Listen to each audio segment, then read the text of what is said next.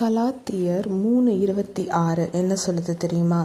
நீங்கள் எல்லோரும் கிறிஸ்து இயேசுவை மற்றும் விசுவாசத்தினால் தேவனுடைய புத்திரராய் இருக்கிறீர்கள். ஸோ இந்த சாப்டரில் யூத மக்கள் நிறையா விஷயங்கள் நியாயப்பிரமாணத்தின்படி அதை செய்து அதை கடைப்பிடித்து அப்போனா தான் அவங்க தேவனுடைய புத்திரர்கள் அப்படின்னு சொல்லிட்டு சொல்லுவாங்க. ஆனால் புறஜாதிகளாகிய நம்மளுக்கு தேவனுடைய புத்திரர்களாக இருக்கிறதுக்கு நம்ம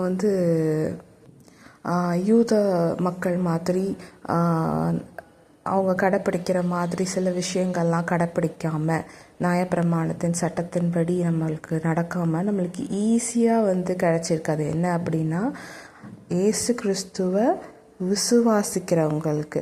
ஸோ நம்ம ஏசு கிறிஸ்துவை விசுவாசித்து அவரை நம்பி ப்ரேயர் பண்ணால் போதுமா நம்ம தேவனுடைய புத்திரர்கள் எனப்படுவோம்னு சொல்லிட்டு பவுல் சொல்கிறாரு. ஸோ இது எவ்வளோ பெரிய ஒரு ஸ்லாக்கியம் இல்லையா? ஸோ ஆண்டவராகிய இயேசு கிறிஸ்துவின் மரணம் நம்மளையும் புறஜாதியாக இருந்த நம்மளையும் என்ன பண்ணியிருக்கு, அவருடைய பிள்ளைகளாகும்படி மாற்றி இருக்கிறாரு. ஸோ இதை எண்ணி ஆண்டவரை துதிப்போமா?